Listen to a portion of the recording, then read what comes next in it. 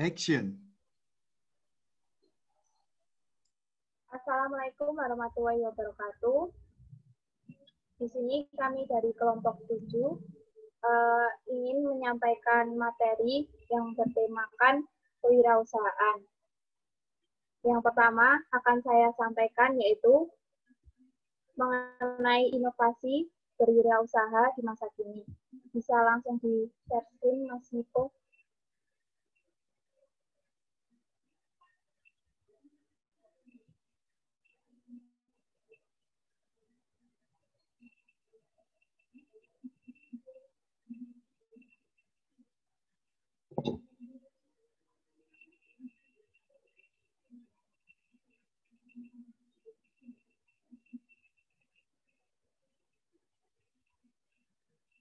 Selanjutnya. Nah, di sini saya akan menyampaikan materi yang berjudul Inovasi Wirausaha pada Masa Kini. Perkenalkan, nama saya Herinisa Intan Santoso, NPM 201010301110. Selanjutnya, Mas Pras. Nah, saya akan menyampaikan sedikit mengenai apa itu wirausaha dan apa itu wirausahawan. Jadi, wirausaha adalah suatu kegiatan usaha mandiri yang dilakukan oleh kita pribadi untuk mengembangkan suatu produk. Dan wirausahawan sendiri adalah seseorang yang melakukan kegiatan wirausaha. Selanjutnya. Nah, apa sih yang membuat mereka menjadi wirausahawan? Yang pertama yaitu tidak mempunyai pekerjaan. Banyak di antara mereka yang awalnya bingung mencari suatu pekerjaan atau mereka sedang di PHK atau bagaimana. Nah, mereka itu berpikir keras untuk bagaimana cara ia mendapatkan pekerjaan, mengembangkan apa yang ada di sekitar kita dengan melakukan wirausaha.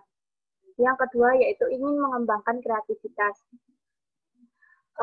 Para wirausahawan sendiri itu kebanyakan mempunyai bakat ya, misalnya mereka mempunyai bakat seni, mempunyai bakat menggambar lah, itu bisa mengembangkan usaha mereka seperti pengrajin kayu atau sebagainya.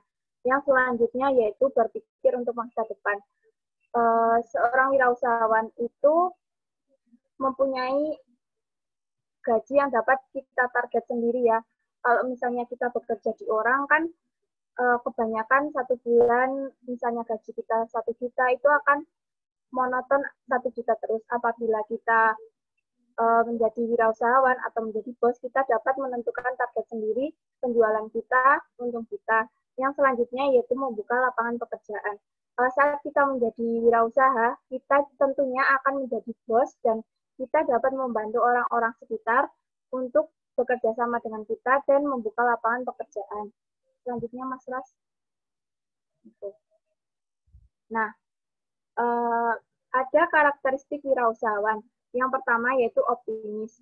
Sikap optimis itu sangat penting untuk dimiliki seorang wirausahawan. Optimis berarti memiliki pikiran yang positif dan yakin terhadap segala sesuatu yang diusahakan. Yang kedua yaitu berani mengambil resiko. Seorang wirausahawan itu harus berani mengambil resiko.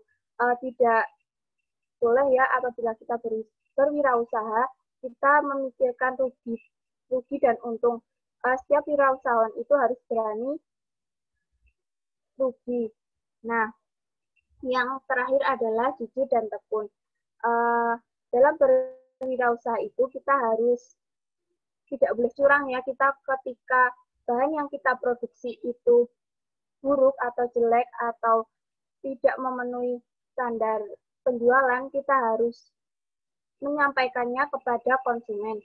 Dan kita ketika berwirausaha jangan malas-malasan ya, ketika konsumen menurun kita tidak boleh menyerah begitu saja, kita harus tekun dan selalu menjalankan bisnis yang kita akan lakukan. Selanjutnya Mas Niko. Nah, saat ini kan sedang terjadi penyebaran virus corona ya. Nah, bisa kita manfaatkan peluang usaha di masa pandemi. Nah, selanjutnya,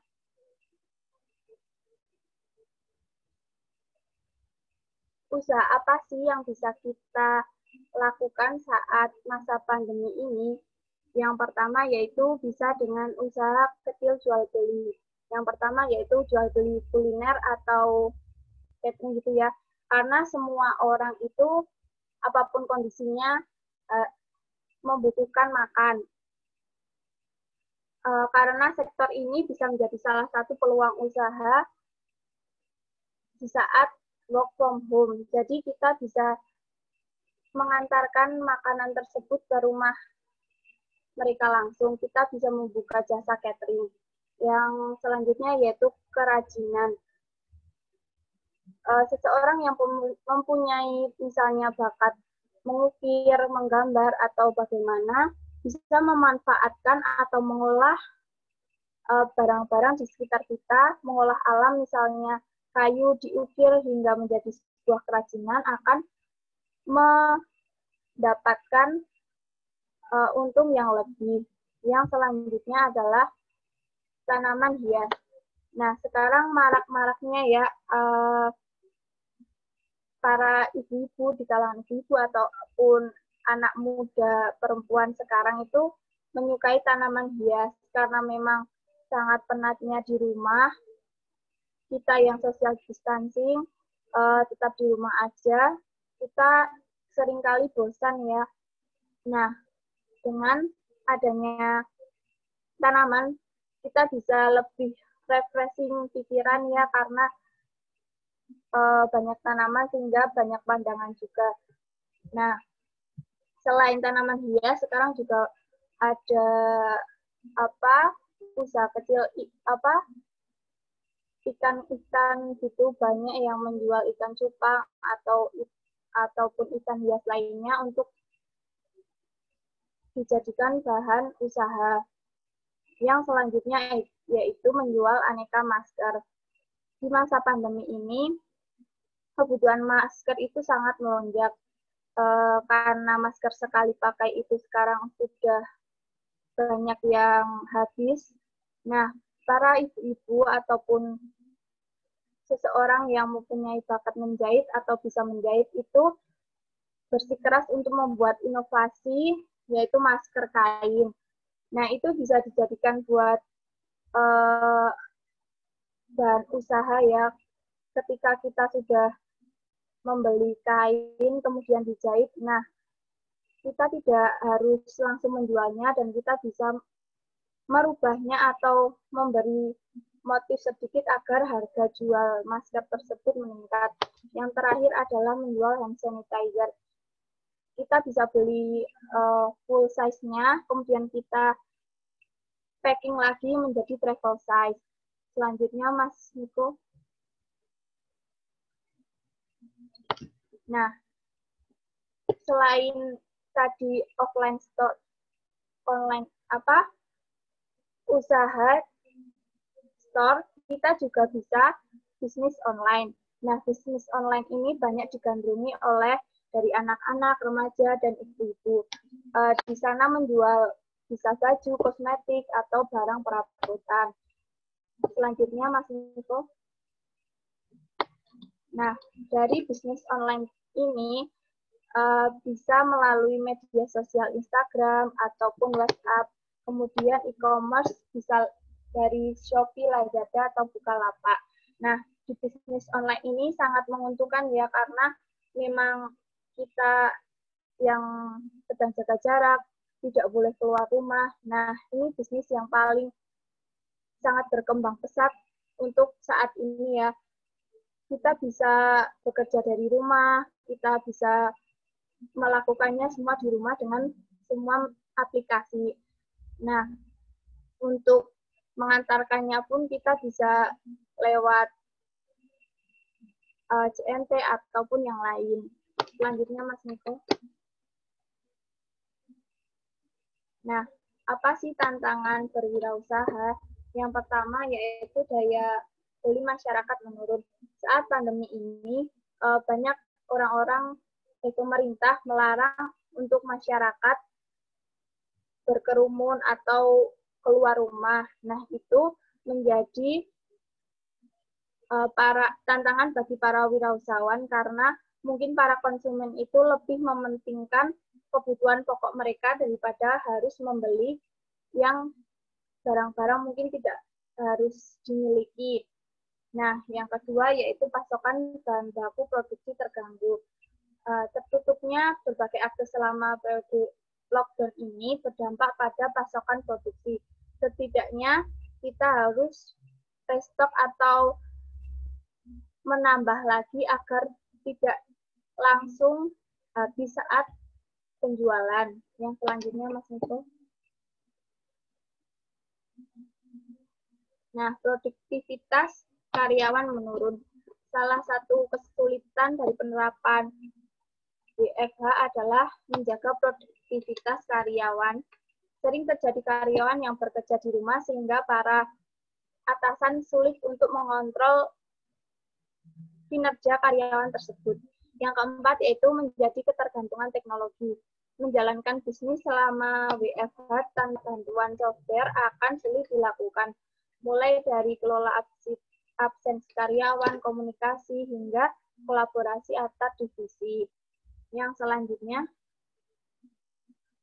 nah, kesimpulan yang dapat kita tarik yaitu bekerja secara konsisten dan jangan mudah menyerah. Kita bisa memikirkan sesuatu yang akan kita lakukan. Kita juga harus tahu apa keinginan konsumen. Jadi produksi kita selalu disukai dan bisnis kita tidak menurun. Lalu sebagai pembisnis kita dituntut untuk berpikir keras agar bisnis yang kita jalani tetap berjalan dan tidak berujung merugi. Manfaatkan setiap sumber daya yang ada. Sekian materi yang saya sampaikan. Apakah ada yang ingin ditanyakan atau disanggah? Ada. Ya, bisa langsung, Mas. Ada yang ingin disanggah? Ada. Silahkan, siapa? Kenalkan, nama saya Faisal. Saya ingin bertanya, bagaimana cara agar bisnis tidak mengalami penurunan?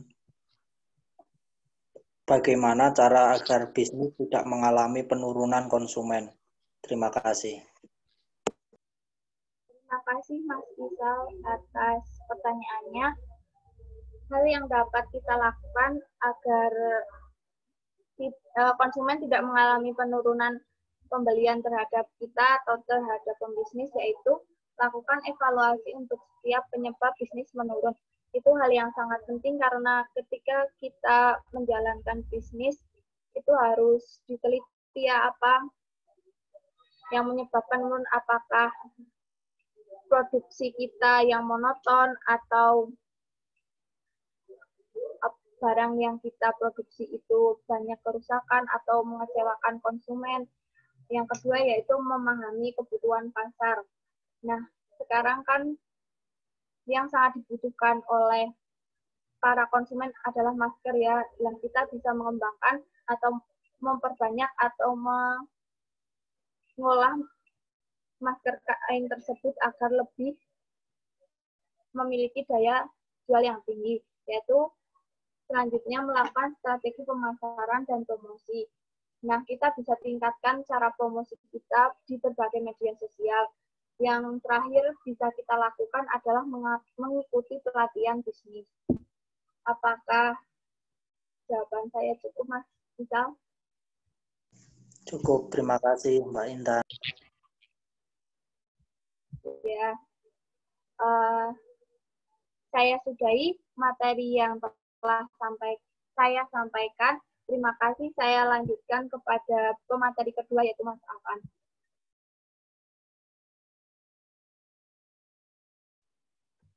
Baik, terima kasih Mbak Intan. Bisa di share screen Mas Pras materinya.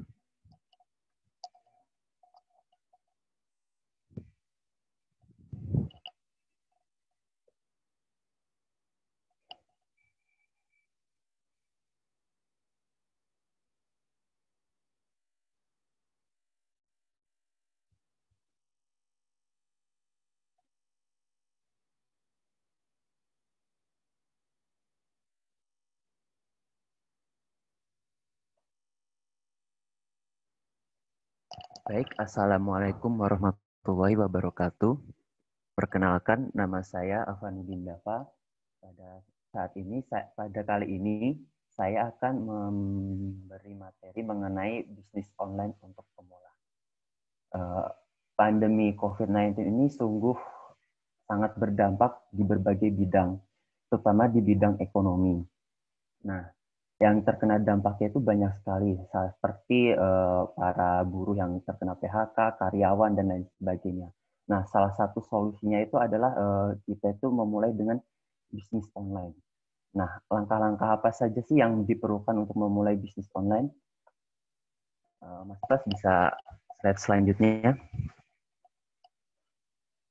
Nah, langkah-langkah untuk memulai bisnis online yang pertama itu kita mencari pasar atau riset. Nah, tujuannya itu adalah kita itu untuk menentukan market mana yang kita target.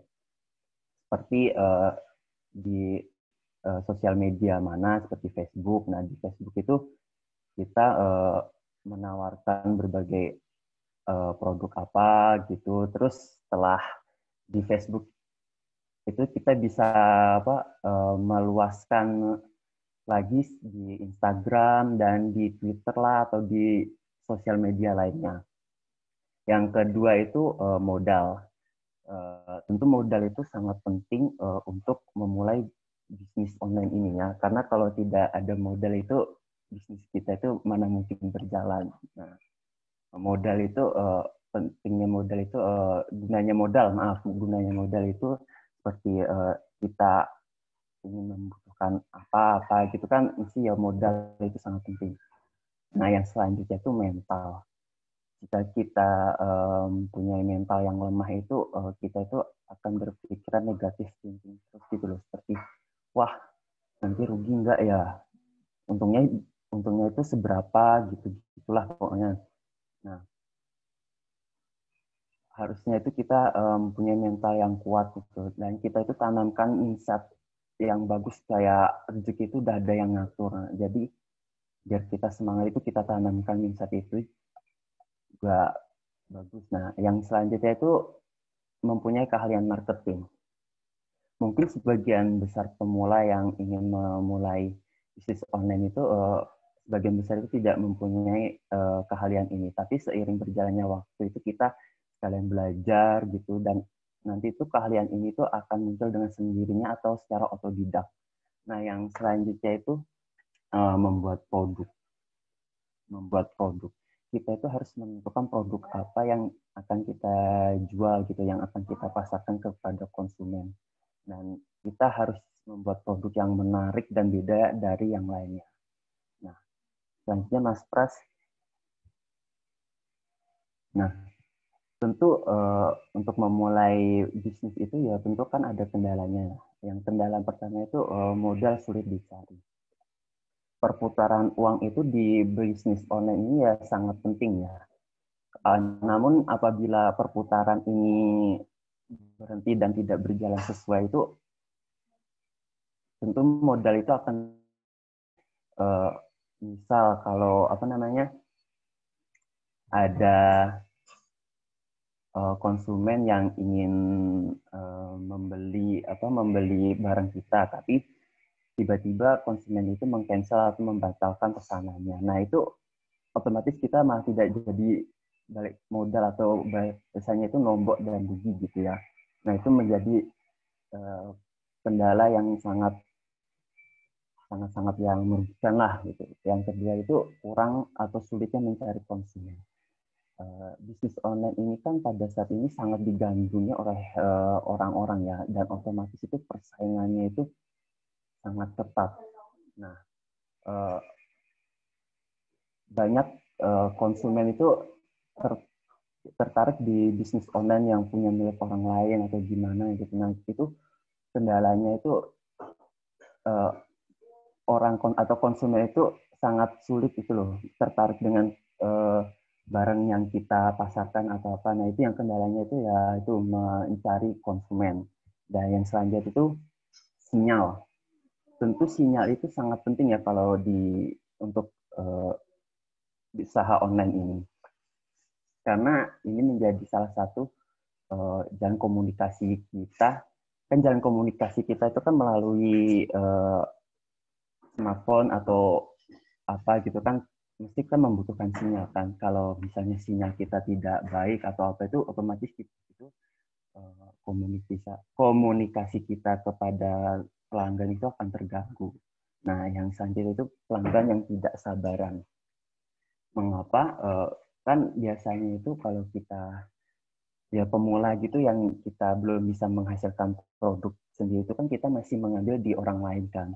Nah, apabila itu barangnya itu belum datang tapi pelanggan itu sudah ingin barangnya itu datang, itu juga cukup menjadi kendala ya, dan itu akibatnya itu bisa pelanggan itu membatalkan pesanannya gitu, dan tadi itu akan mengganggu perputaran uang dan nilai itu tadi mengganggu modal kita gitu loh untuk memulai ini.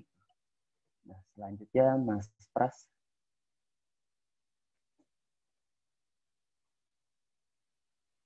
Nah, ini kita membahas keuntungan. Keuntungan apa sih yang kita akan dapat melalui bisnis online itu? Nah, yang pertama itu menambah pengalaman. Bisnis online ini menambah pengalaman. Mengapa demikian? Karena apabila kita ingin membuat usaha yang lebih besar, nah kita itu udah memiliki bekal gitu loh, bekal dari yang bisnis online ini, dan kita itu udah ya memiliki jam terbang lah gitu. Jadi kita nggak kaget gitu loh. Jadi kita udah tahu apa suka dukanya gitu untuk memulai usaha yang lebih besar itu. Gitu. Nah, yang selanjutnya itu menghasilkan pendapatan sendiri. Nah, ini itu dari sini itu kita akan menjadi sosok yang menjadi lebih mandiri lah.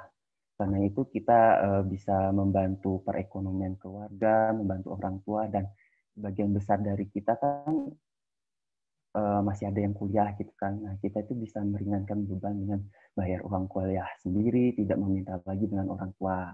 Nah, yang selanjutnya itu menambah kepercayaan diri. Mengapa demikian? Kan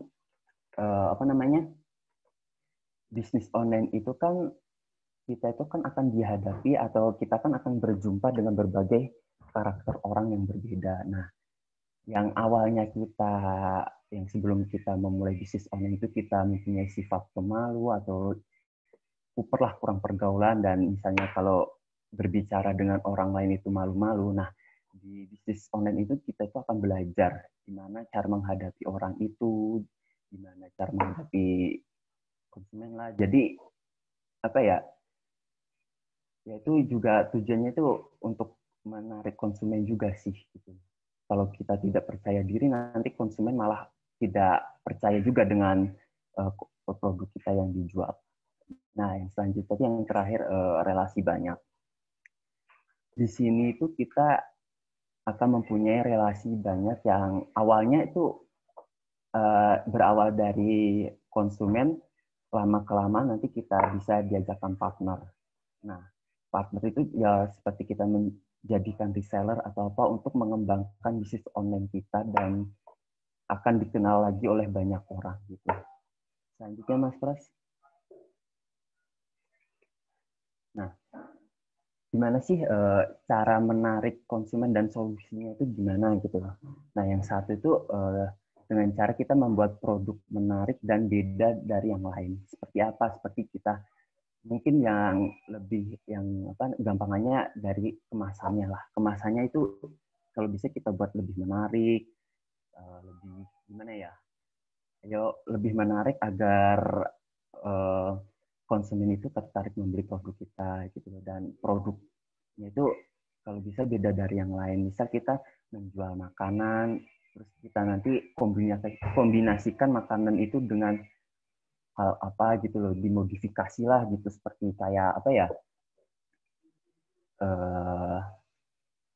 sate gitu, sate taichan. Kan sate taichan itu kan juga jarang kan gitu kan. Kalau sate pada umumnya itu kan biasanya pakai bumbu kacang. Kalau sate taichan itu kombinasikan dengan biasanya itu dengan sambal bawang lah, sambal apalah gitu. Dan yang kedua itu memberikan penawaran yang menarik, seperti kita memberikan apa namanya diskon atau promo lah, seperti yang biasanya itu yang paling banyak itu buy one get one seperti itu. Terus ya seperti itu. Dan yang ketiga itu memberi testimoni. Testimoni itu kita bisa minta tolong kepada orang yang terdekat seperti ya keluarga gitu untuk mencoba dulu produk kita. Habis itu nanti kita rekam, kita videoin, terus kita share di platform yang kita udah buat seperti yang tadi di Facebook, di Instagram atau di WhatsApp gitu. Dan juga kita juga bisa memberi contoh seperti kita menjual baju gitu ya. Nah, bajunya itu kita pakai, terus kita foto, terus kita share juga gitu loh. Terus nanti kita kasih captionnya gini-gini, apa seperti promonya ini, terus bahan bajunya itu terbuat dari apa, yang nyaman gitu. Nah, yang keempat itu rajin berpromosi. Rajin berpromosi itu seperti kita itu harus bisa memaksimalkan platform yang sudah kita buat. Itu seperti ya, kita seperti rajin mengepost atau mengepost produk kita di Instagram, di WA atau di sosial media lainnya seperti itu, agar orang lain itu tahu kita itu menjual produk ini dan tertarik gitu. Nah, kesimpulan yang saya dapat berikan adalah kalau bisnis online itu butuh persiapan yang matang ya, seperti langkah-langkah yang saya tadi sebutkan. Terus kita tuh harus bisa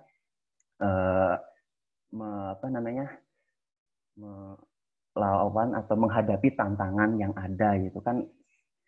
Selama kita berbisnis itu kan selamanya tidak berjalan mulus kan. Jadi kita tuh harus bisa melewati semua itu, dan kita tuh juga harus bisa memberikan hal yang menarik, itu hal yang beda dari lainnya, itu yang anti mainstream lah, yang bahasa gaulnya sekarang. Mungkin ada yang ingin bertanya atau memberi tanggapan, silahkan. Saya izin bertanya. Baik, Mbak Dian, bagaimana pertanyaannya? Saya Dian Kurniasari ingin Ya. bertanya, bagaimana cara mengatasi ulasan atau masukan negatif yang diberikan kepada kita dari konsumen kita sendiri? Terima kasih. Oh, baik, terima kasih pertanyaannya, Mbak Dian. Bagaimana cara kita menanggapi ulasan atau ulasan atau tanggapan negatif ya dari konsumen. Nah, kita tuh harus segera menanggapinya secepat mungkin dan memberi solusinya. Karena apa? Kalau kita tidak secepatnya memberikan solusinya itu, nanti malah itu konsumennya itu menyebarkan gitu loh, seperti wah jangan beli di tempat ini kurang, ada yang kurang lah, ada yang apalah gitu loh. Jadi lebih baik itu secepatnya kita harus menanggapi tanggapan tersebut dan segera memberikan solusinya gitu. Apakah bisa dimengerti, Mbak Dian? Iya, bisa. Terima kasih. Baik, sekian materi dari saya, kurang lebihnya mohon maaf. Selanjutnya saya serahkan kepada panelis berikutnya, yaitu Mas Faisal Hendrawan. Silahkan Mas Faisal. Ya, terima kasih Mas Afan. Perkenalkan, nama saya Faisal Hendrawan dengan NPM 201030301112. Di sini saya akan menjelaskan mengenai bisnis impor. Boleh dilanjut, Mas Miko?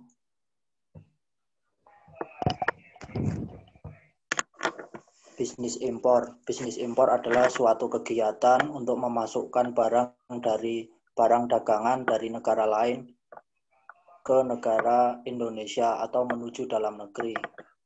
Jenis-jenis bisnis impor. Impor untuk dipakai, yaitu kegiatan memasukkan barang atau jasa ke dalam wilayah Indonesia yang tujuannya memiliki, memakai, ataupun menguasai. Selanjutnya, impor sementara. Impor sementara yaitu kegiatan memasukkan barang atau jasa dalam wilayah Indonesia di mana tujuannya diekspor kembali ke negara lain. Selanjutnya impor angkut dan lanjut terus, yaitu kegiatan mengangkut barang menggunakan pengangkut dari suatu perusahaan ke perusahaan lain tanpa melakukan pembongkaran terlebih dahulu. Impor untuk ditimbun, yaitu mengangkut dan menggunakan pengangkut dari suatu perusahaan ke perusahaan lain dengan proses pembongkaran terlebih dahulu. Boleh dilanjut. Impor menurut caranya. Yang pertama, full container. Full container load menggunakan jenis pengiriman barang yang dilakukan dengan menggunakan kontainer. Pengiriman barang untuk jenis ini dilakukan satu pengiriman dan satu importir saja ke negara lain sebagai tujuannya. Yang kedua, less than container load. Less than container load merupakan jenis pengiriman barang yang dilakukan dengan menggunakan kontainer, di mana kontainer berisi barang-barang yang berasal dari banyak pengirim dan nantinya akan dikirim ke tujuan yang sama. Silakan boleh dilanjut slide-nya. Tujuan dan manfaat impor. Tujuan impor mengurangi devisa keluar negeri, memperkuat posisi neraca pembayaran dalam negeri, memenuhi kebutuhan dalam negeri yang belum tercukupi. Manfaat impor, memperoleh barang jasa yang tidak ada di dalam negeri sendiri. Alasannya karena ada faktor geografis atau keterbatasan lain. Memperoleh bahan baku yang sesuai keinginan. Memperoleh teknologi modern yang mendukung pengembangan usaha. Silakan boleh dilanjut. Peluang-peluang di dalam bisnis impor. Yang pertama, jasa importir. Jasa importir adalah layanan pengurusan birokrasi untuk mendukung aktivitas impor. Jasa ini biasanya digunakan orang-orang yang tidak bisa mengurus birokrasi impor, mengambil jalan praktis untuk menggunakan jasa importir. Jadi, pengusaha-pengusaha impor tersebut biasanya sering menggunakan jasa importir. Yang kedua, distributor barang impor. Distributor barang impor adalah salah satu peluang bisnis yang paling sering ditemui, baik distribusi barang impor yang berasal dari brand resmi maupun barang impor yang berasal dari brand KW atau barang tidak resmi. Distributor ini sering ditemui di lapangan. Untuk selanjutnya, perusahaan hardware teknologi. Dalam perkembangan bisnis impor tentunya sangat menguntungkan bagi perusahaan hardware atau teknologi, karena dengan berkembangnya bisnis impor tersebut akan dituntut akan teknologi terbaru dan modern. Yang keempat, perusahaan pengelolaan barang impor. Perusahaan pengelolaan barang impor dari bahan baku impor merupakan peluang bisnis menarik. Selain memiliki keunikan bahan baku langka di dalam negeri, bisnis ini juga berpotensi memberi keuntungan berlipat-lipat karena pesaing otomatis menjadi minim. Perusahaan pengelolaan barang impor ini jadi banyak, maksudnya minim pesaing. Jadi perusahaan ini sangat bagus. Yang kelima, jasa asuransi impor. Demi menjaga keamanan dan keselamatan barang impor, banyak pengusaha atau banyak perusahaan yang membutuhkan jasa asuransi impor. Contoh barang konsumsi antara lain, contoh barang yang sering diasuransikan, misal barang konsumsi makanan minuman, misal beras, daging, buah-buahan, kedelai, minuman, susu dan lain-lainnya. Boleh dilanjut slide-nya, Mas. Contoh barang impor di Indonesia. Yang pertama, barang konsumsi. Barang konsumsi adalah dengan tujuan untuk memenuhi kebutuhan sehari-hari. Contoh barang konsumsi di antara lain adalah makanan, minuman, daging, atau hewan. Misal Indonesia mengimpor daging sapi dari Australia. Untuk yang selanjutnya, bahan baku dan bahan penolong. Bahan baku dan bahan penolong adalah barang yang digunakan dalam kegiatan industri. Barang-barang tersebut misalnya kertas, bahan kimia, peralatan elektronik, peralatan helikopter, mesin mekanik, besi, baja, dan kendaraan bermotor. Bahan baku dan bahan penolong ini misal dalam perusahaan otomotif, Indonesia mengimpor spare part motor, mobil, dan alat transportasi lainnya dari Jepang maupun Cina. Untuk yang ketiga, bahan modal. Bahan modal adalah barang yang digunakan sebagai modal suatu usaha seperti mesin, instalasi listrik, komputer, suku cadang, dan alat-alat berat. Boleh dilanjut, Mas, slide-nya. Kesalahan-kesalahan yang sering dilakukan dalam bisnis impor. Seperti yang sudah dijelaskan sebelumnya bahwa dunia impor adalah hal yang rumit dan tidak mudah. Karena pada umumnya terdapat beberapa kesalahan yang sering dilakukan sekelompok individu ataupun perusahaan yang masih baru memulai kegiatan impor, misal sebagai berikut. Tidak melaksanakan konsultasi terlebih dahulu. Jadi banyak pengusaha ataupun perusahaan impor tidak melakukan konsultasi dengan perusahaan impor yang sudah-sudah. Untuk nomor kedua, tidak memperhatikan kelengkapan dokumen sebelum kegiatan impor dimulai. Jadi banyak pengusaha impor ilegal tidak memiliki dokumen yang resmi. Yang ketiga, harus mengetahui bagaimana alur prosedur yang seharusnya dilaksanakan. Jadi alangkah baiknya pengusaha atau perusahaan impor sebelum memulai impor harus belajar lebih dahulu mengenali betul-betul itu impor, belajar sesuai prosedurnya. Yang keempat, kurangnya pemahaman di dalam setiap prosesnya. Banyak bisnis impor yang kurang paham akan bisnis impor tersebut. Jadi mereka cuma ngasal-ngasalan sehingga mereka dapat gulung tikar ataupun rugi.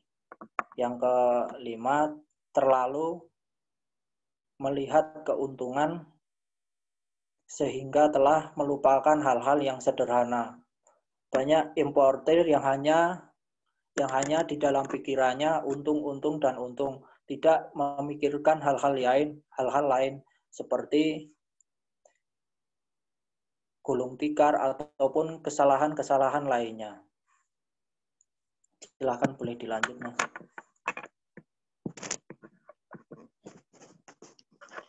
Syarat-syarat melakukan impor. Syarat melakukan impor yang pertama adalah harus memiliki izin. Izin misalnya harus memiliki API atau angka pengenal impor sebagai importir umum berlaku selama perusahaan tersebut menjalankan usaha. Yang kedua harus memiliki APIS, angka pengenal impor sementara. Yang keempat harus memiliki API, prosedur dalam perusahaan di luar PMA ataupun PMDN. Yang keempat, APID, angka pengenal impor terbatas. Yang kelima, persyaratan untuk memiliki SIUP diperuntukkan perusahaan menengah atau besar, memiliki keahlian di perdagangan impor, referensi dari bank devisa, bukti dan kewajiban pajak atau NPWP, dan persyaratan untuk mendapatkan API. Yang kedua, harus importir. Importir merupakan pengusaha yang melakukan kegiatan perdagangan menggunakan cara memasukkan barang ke luar negeri dengan wilayah negara Indonesia sesuai dengan ketentuannya. Importir umum terdaftar dari produsen importir, dan agen tunggal. Yang ketiga, komoditas impor. Komoditas impor merupakan semua jenis barang yang sudah terdaftar sebagai barang impor dan juga sesuai dengan ketentuan perpajakan serta kepabeannya yang berlaku. Demikian informasi pengertian impor beberapa jenis contoh. Demikian informasi mengenai impor yang dapat saya sampaikan. Mungkin dapat ditarik kesimpulan, impor adalah proses pembelian barang atau jasa asing dari suatu negara ke negara lain. Bisnis impor ini memiliki berbagai manfaat dan tujuan. Bisnis impor ini memiliki peluang-peluang bisnis yang bisa dikembangkan, namun sebelum menjadi bisnis impor, alangkah baiknya belajar mengenai prosedur impor, pemahaman impor, ataupun syarat-syarat menjadi bisnis impor. Mungkin itu materi yang dapat saya sampaikan. Dari teman-teman yang masih ingin bertanya atau menanggapi, silahkan. Apakah suara saya terdengar, Mas Faisal? Jelas, Mbak Pasha, silahkan. Dari saya, Pasha Rizky Ayu, untuk Mas Faisal, bisa tolong jelaskan bagaimana dampak dari pandemi COVID-19 terhadap hubungan ekspor-impor. Terima kasih. Baik, terima kasih Mbak Pasha atas pertanyaannya. Dengan adanya virus COVID-19 ini, tentu sangat berdampak impor bagi Indonesia secara perlahan akan mempengaruhi ekonomi di Indonesia. Namun berbeda halnya dengan Cina. Dengan adanya virus COVID tersebut, negara Cina malah bisa meningkatkan produsen impor seperti masker, vaksin, ataupun alat kesehatan lainnya. Mungkin itu yang dapat saya sampaikan. Terima kasih. Silakan Mbak Pasha, apa yang masih ingin ditanggapi? Tidak kok Mas Faisal, sudah cukup. Terima kasih Mas Faisal atas jawabannya. Sama-sama. Untuk materi selanjutnya akan disampaikan oleh Mbak Pasha Rizky. Monggo, silahkan. Baik. Slide selanjutnya, tolong Mas Pras. Selamat pagi, semangat pagi. Saya Pasha Rizky Ayu, NPM 201030115, ingin membahas sedikit step by step marketing strategi atau yang sering kita dengar secara umum, strategi pemasaran.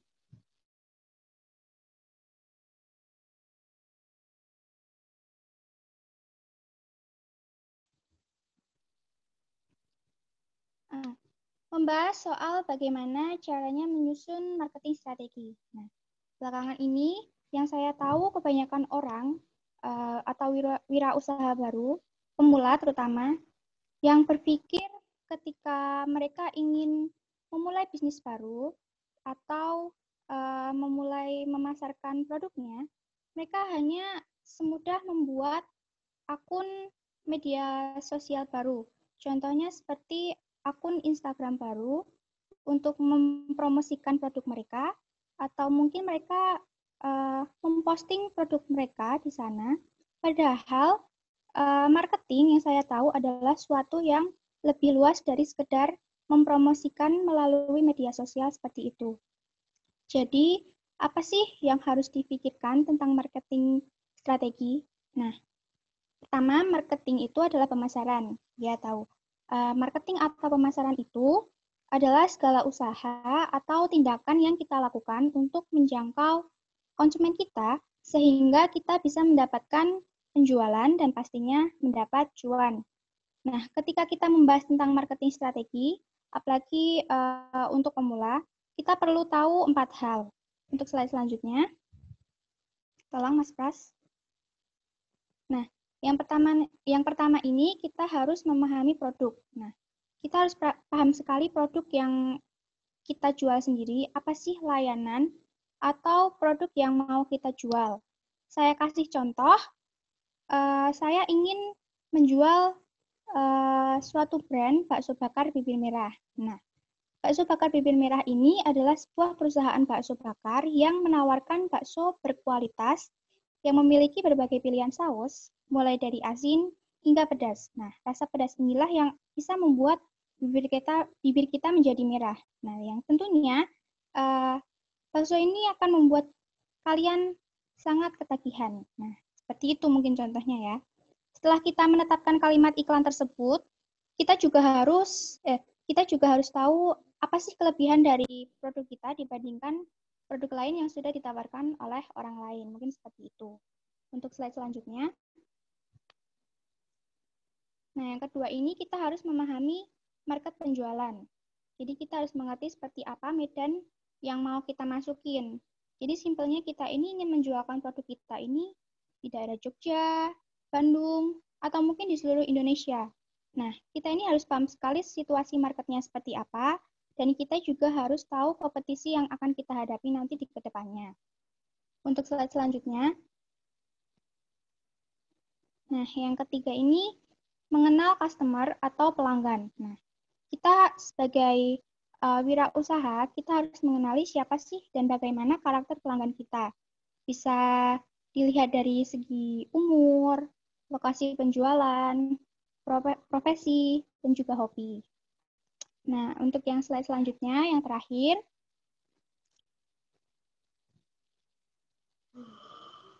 kita harus memahami media pemasaran atau marketing channel. Nah, marketing channel atau media pemasaran ini adalah media platform dengan cara yang digunakan untuk menjangkau target pelanggan kita.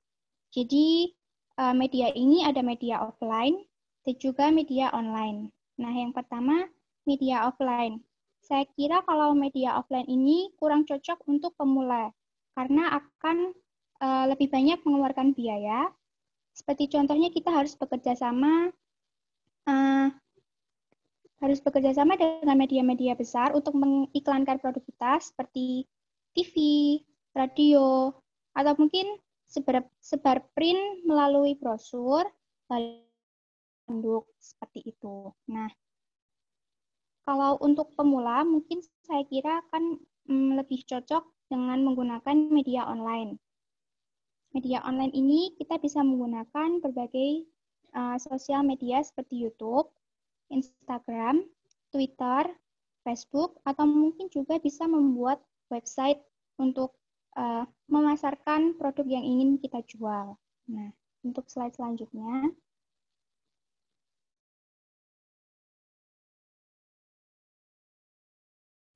Nah, pada dasarnya, pemula seperti ini tidak perlu mempunyai semua media sosial. Karena yang penting kita itu harus paham siapa pelanggan kita, media apa yang biasa mereka pakai, untuk mudah memilih marketing channel yang efisien untuk menjangkau pelanggan kita. Jadi maksudnya biasanya mereka itu menggunakan media apa sih kalau ingin membeli suatu barang? Saya kasih contoh seperti Shopee, Lazada, atau yang lainnya seperti itu.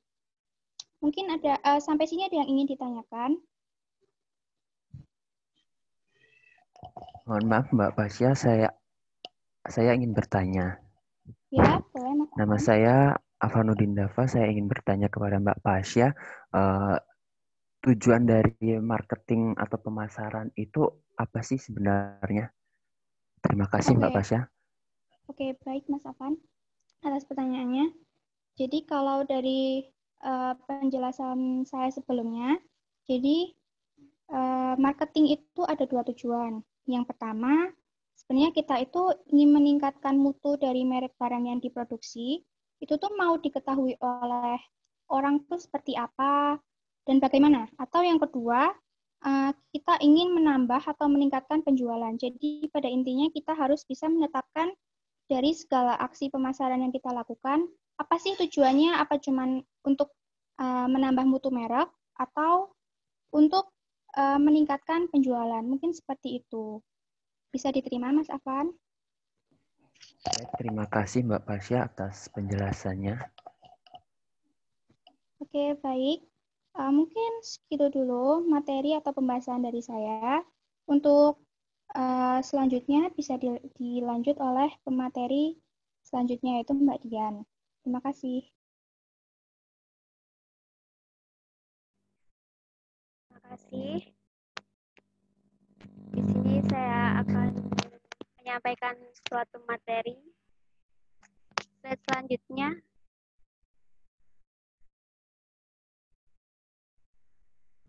Perkenalkan, nama saya Dian Kurniasari, NPM 201030301116. Akan menyampaikan materi yang bertemakan kewirausahaan dengan judul materi saya yaitu kunci sukses di usia muda. Selanjutnya, sukses di usia muda, kenapa tidak?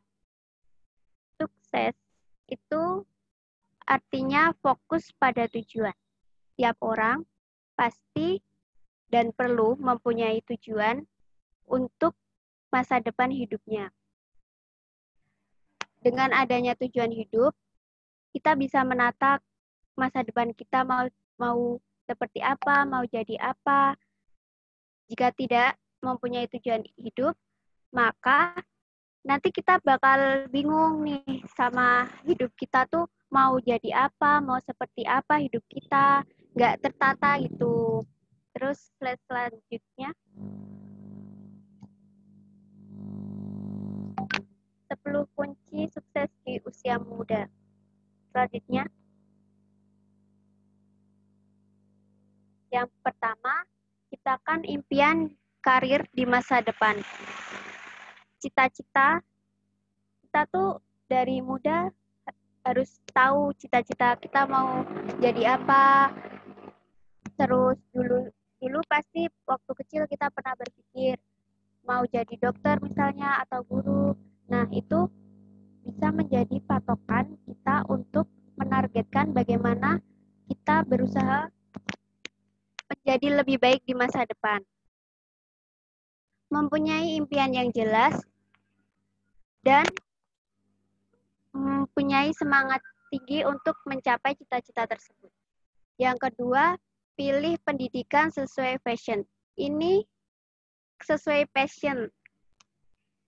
Ini penting karena jika kita tidak memilih pendidikan sesuai passion, pastinya kita akan bermalas-malasan untuk melakukan pendidikan tersebut.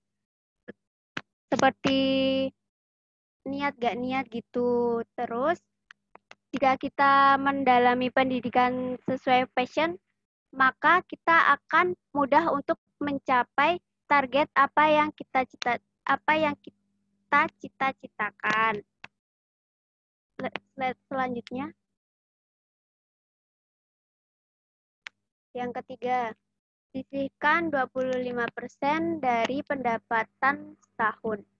Menyisihkan uang 25% ini tidak harus dari hasil keringat kita sendiri. Kita bisa menyisihkan 25% itu dari uang yang diberikan orang tua. Nah, uang ini dijaga baik-baik. Jangan dibuat untuk belanja, traveling, atau apa gitu. Karena tujuannya untuk investasi dan untuk dana dadakan seperti kita mendadak mau apa gitu. Yang keempat yaitu mulailah berinvestasi di pasar modal. Nah, lanjutan dari poin ketiga yaitu uang yang disisihkan 25% itu bisa disisihkan dalam bentuk pasar modal dengan cara kita membeli valuta asing, kemudian kita tukarkan di saat nilai tukarnya itu naik. Namun untuk anak muda yang penghasilannya baru-baru gitu, bisa menggunakan investasi reksadana dengan cara membeli saham reksadana mulai dari 100.000. Dalam investasi reksadana ini, kita dibantu oleh seorang manajer investasi yang mengatur keuangan kita. Slide selanjutnya. Yang kelima yaitu berinvestasi di bidang properti.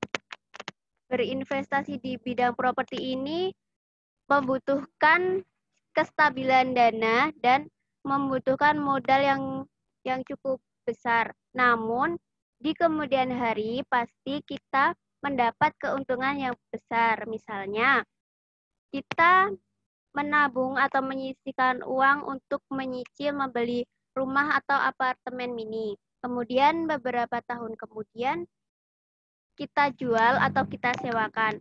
Nah, dari uang penjualan atau penyewaan itu pasti kita mendapat keuntungan atau bahkan harganya pun meroket dari dari harga yang kita beli. Yang keenam yaitu mulai ambil asuransi untuk proteksi diri. Selain menyisihkan uang 25% tadi, kita juga perlu menyisihkan uang untuk asuransi jiwa agar kita tidak mengganggu uang tabungan kita dan tidak menguras banyak kerugian dari uang yang ada. Slide selanjutnya. Yang ketujuh yaitu coba mulai usaha sendiri, ambil resiko. Kebanyakan orang sukses itu berasal dari mulai usaha sendiri. Kita bisa memulai membuka usaha yang kita minati. Bahkan teknologi sekarang bisa membantu kita untuk memulai usaha sendiri, misalnya bisnis online. Hal tersebut bisa dijadikan pekerjaan sampingan dari pekerjaan utama kita. Yang kedelapan yaitu jangan tergiur teknologi baru. Akhir-akhir ini banyak sekali teknologi baru, alat komunikasi yang baru seperti handphone, laptop, dan tablet. Nah, di kebanyakan anak muda di kalangan remaja pasti tergiur alat komunikasi tersebut hanya untuk mengikuti tren. Nah, daripada uang tersebut untuk mengikuti tren, untuk bergaul dengan teman-temannya biar terlihat keren, mendingan uang tersebut kita gunakan untuk menabung atau berinvestasi. Slide selanjutnya.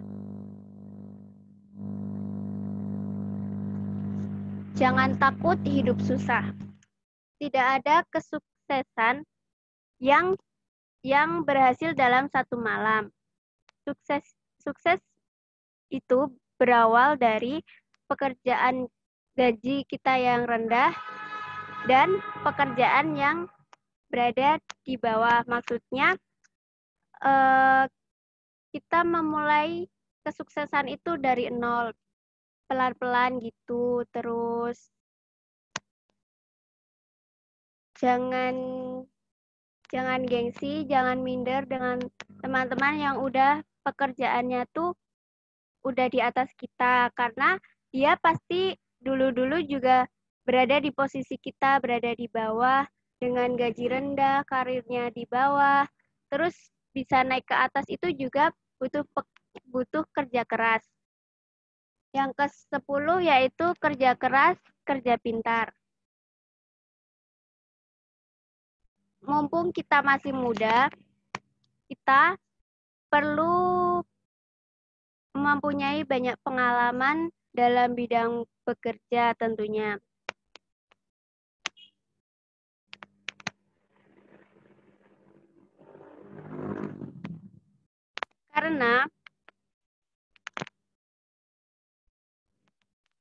Karena pengalaman itu sangat penting untuk dijadikan bahan kedepannya menjadi lebih baik. Terus slide selanjutnya. Kesimpulan. Dari beberapa kunci di atas, dapat kita simpulkan untuk mencapai kesuksesan itu butuh kerja keras, butuh usaha dan semangat tinggi. Jangan takut gagal, karena kegagalan itu berawal dari kesuksesan. Itu tadi materi yang dapat saya sampaikan. Apakah ada yang ingin ditanyakan? Saya Mbak Dian. Ya. Saya ingin bertanya kepada Mbak Dian,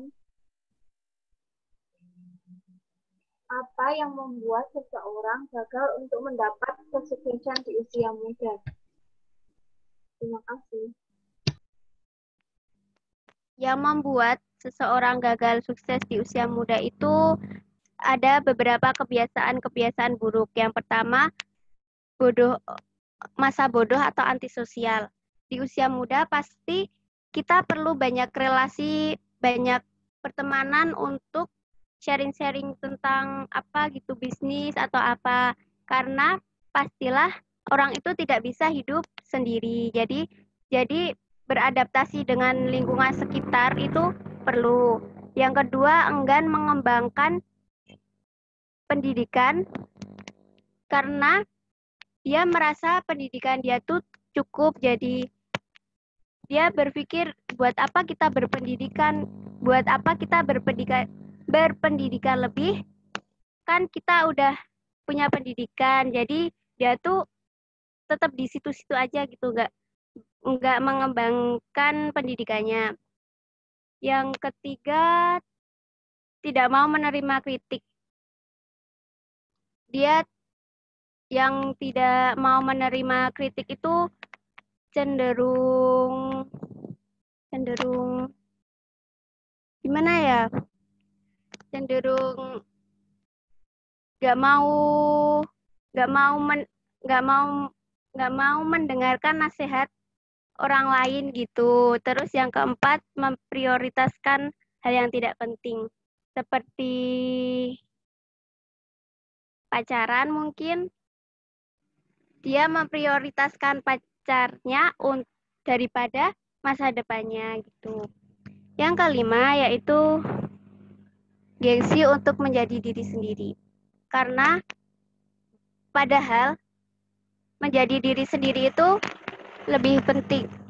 Menjadi diri sendiri itu penting. Yang keenam yaitu mudah menyerah ketika gagal. Seperti yang saya simpulkan tadi, kegagalan adalah awal dari kesuksesan. Jadi jangan takut jika terjadi kegagalan. Begitu jawaban dari saya. Apakah dapat diterima? Ya, terima kasih Mbak Dian atas jawabannya. Ya, baik. Sekian diskusi panel dari kelompok 7. Kurang lebihnya mohon maaf. Wassalamualaikum warahmatullahi wabarakatuh. Waalaikumsalam warahmatullahi wabarakatuh. Waalaikumsalam warahmatullahi wabarakatuh.